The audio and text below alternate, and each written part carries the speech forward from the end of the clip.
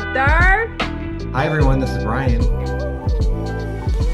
And on this podcast, we share channelings we receive from star beings, ascended masters, and occasionally our ancestors. And today's topic is trees and water, analogies and facts.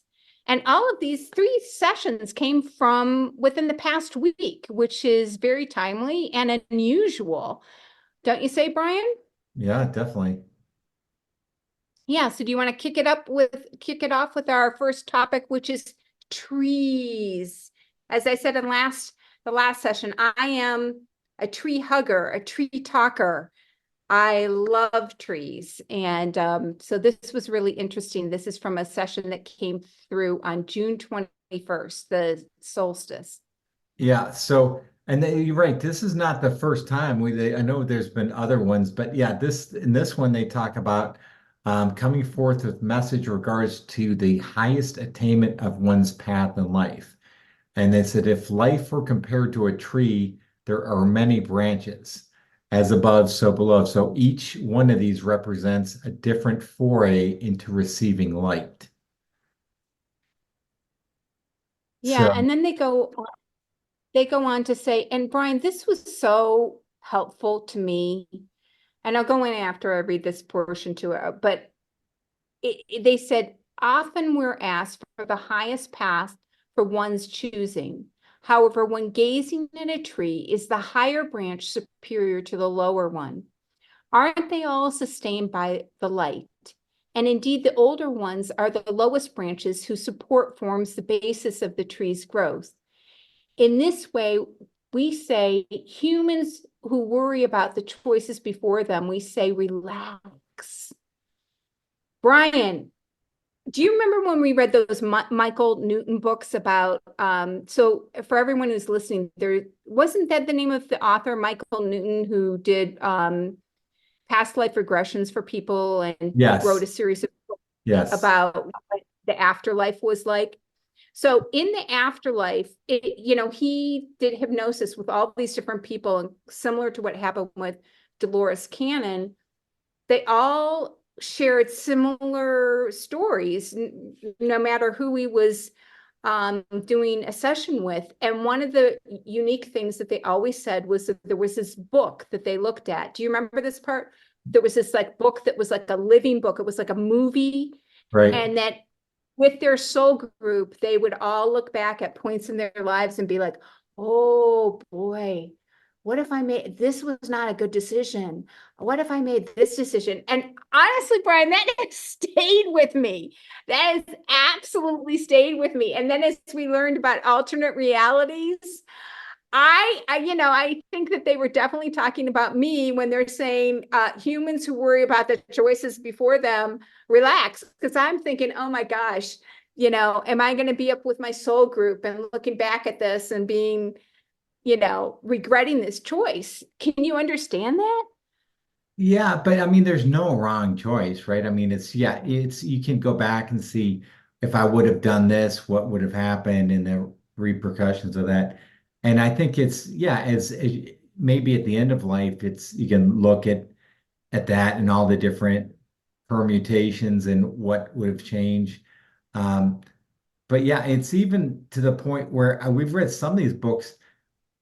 And there's so many different, and maybe it was in the Quantum Leaps book, so I can't remember which one book, that even I could understand like those major decisions, but they were even saying like minor decisions creates a different branch, so like what am I going to have for breakfast, A or B? And if you choose, or, things like that, that you don't even think about as much of a choice that there's to that level. But anyway, I like what you're saying now. I like what they said. They said each door opens a new avenue to experience the delights of one creator. So, like I said, there's no wrong choice. Each door is going to provide you with, different opportunities and challenges. So, but very So, Brian, interesting. I wish I would have talked to you about this years ago. No, because seriously, that has been kind of stuck in my head. And so when this came through, and I could visually see it when I was channeling it, it was like you know, we have the skills. And so it's like, say an NBA basketball player who's very adept and like a star, he's going to do well on, one team. And if he's traded to another team, he's going to do equally as well. The same thing with each door that we open. So I don't know, this really, really helped me. And they went on to said, life is intended to be a joyous ride, a fun excursion. We admonish those who look upon the one's gifts upon their abundant table without appreciation and deep reverence and thankfulness. So let's just say thank you once more again.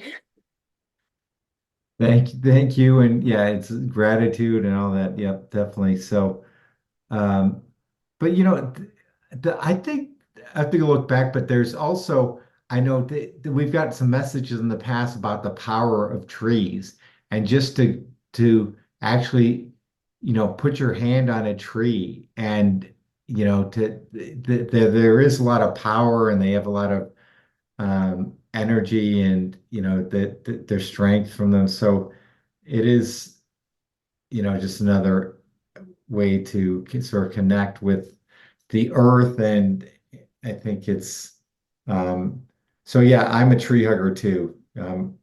All about trees.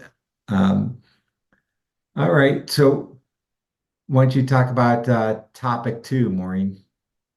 So topic two, this was interesting. This came in the next day, and I don't know, I thought this was fascinating. So it was facts about water. And they said, our subject is the waterways on your planet. To gaze at Earth from a distance, one notices the blue from your naturally occurring waters. However, there are other tributaries of equal or even greater importance in your mighty oceans. And the first one that they addressed was rivers. We had wished to address the moving tributaries, the rivers such as the Nile.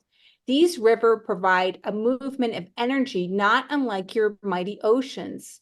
In this way, they may be considered arteries, veins of your great beloved maternal earth. So, yeah, which you couldn't really see because there's a lot of energy, just as you bring up, you've brought up a number of times on our podcast how they say that, there's one drop of of water from one of our oceans could fuel so much of the energy that we use. I mean, the same is true for like a fast moving river. I mean, there's a lot of energy in those. Yeah, definitely. And yeah, I just always love being near any type of body of water. So I always think it's interesting. But I like what they said about then these tributaries provide opportunities for travel for humans and fairy folk alike. So we've had, I think we mentioned on here about the fairies and little people and that are, part of nature and oversee nature. And so it's interesting that they actually used it for travel as well. And then you're an expert on this. They also said they are likened to your ley lines or your jet stream. Um, do you want to explain what ley lines are to everyone? Yeah, so ley lines are paths which actually the fairy folk use to travel across, and they are they're where they intersect is where like great temples like the pyramids of Giza um, are. And if you look at a map of the United States, it's kind of interesting because the place that has the most intersections of ley lines is Salt Lake City. And, you know, if I'm pretty sure, I know this is correct. Joseph Smith, the founder of the Mormons, was told to, to establish his city there because it was a sacred place. And when you look at the ley lines, I swear there's so many ley lines running through running through Salt Lake City. And the other city I remember that has a lot of ley lines is New Orleans, which New Orleans is very mystical, magical, all the voodoo history there. And so it just makes sense. And when I used to spend a lot of time in Ireland, I mean, they 100%, follow the ley lines. I met a woman once and she had this very unusual necklace. And I was like, what's that necklace for? And she was like, the ley lines on my property are not in alignment. And I have to wear this necklace and I have to move. That, she had hired someone to straighten the ley lines and they said it can't be done. You just have to move. So, I mean, can you imagine someone in the United States moving because the ley lines were not correct? So until she sold her property, she was wearing this necklace. But yeah, no one would hire somebody to correct the ley lines or move because the ley lines were, but yeah, they 100%. I loved that about Ireland. Like I would tell people I was psychic and people be like, oh, you need to go across the hill. The fairies dance there at night. And, so the land there is so rich with magic, it's still there. And but yeah, so that's about ley lines. And they went on to say this energy moves swift along these pathway, allowing knowledge to rush to the needed sources, which is interesting because Brian, you and I grew up in a town named after a river. So we grew up in Rocky River, Ohio. And rivers have obviously been an important part of our lives. Absolutely. Yeah, and I know I was trying to recall, I know we've read other books about that talked about ley lines and their power, but I'm trying not remembering exactly. But I know that yeah, they're it is interesting just to look on a map and see if, where you are, it has ley lines going through it, or, just to understand where they go through. And I know there's all sorts of other things that we could talk about ley lines, but I guess that's enough on this one. All right. So topic 3 for today is an analogy about water. And again, this was very recent, just a few days ago. But they said we shall call this session the likeness of the two opposing sides. So often in your realm, the one opposes the other, the dark versus light, warm versus cool. However, we acknowledge that there is one. So with regards to water, there is but one source. And so the temperature gradient would adjust as a measure of determining the quality of the water. The same is true with all characteristics assigned from one polarity to another. In truth, don't exist. They are but figments of the human's nature and mind working to disseminate and absorb the necessary information. All right, Maureen, this is a little deep for me. I'm going to have you get Well, your I'll tell impression of this. Well, I tell you what I saw, and it was so clear to me when I was channeling. So what I saw, the visual that I saw was like, say you took like a string or a ruler or something, and you took it and measured it like with the water, and you measured it from warm to hot, or like the visual ray of spectrum of how we see. And you could categorize that water as like hot or cold, or you could put it anywhere on that spectrum. But the water is just the water. Like it's just, it's still water. And it doesn't matter if it's steam or ice or, um, you know, water, but it's all the same. And the same is true for each one of us. It doesn't matter if, we're obese or thin or, what race we are or what sex we are. It's like the same thing. So if you would imagine yourself as like just a vessel of light of the one creator, the vessel of light of the divine, it doesn't exist. And what they're saying is that this is just a way for our, small human minds to grasp all of the information that's coming into us. And that's all it is, because in reality, if I would look at you, Brian, I wouldn't really see you. I would see the divine spark within you. Because as we know, like they haven't talked about this recently, but they have talked in the past about how this reality is just a hologram. When you're in the 3D reality, it's just a matrix. So, but the truth of who we are is that divine spark. Does that make sense?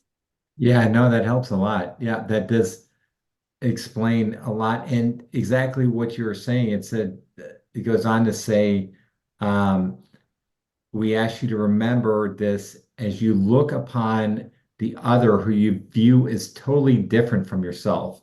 So that's so uh, relevant for today, is sort of polarized in a lot of respects, our nation is.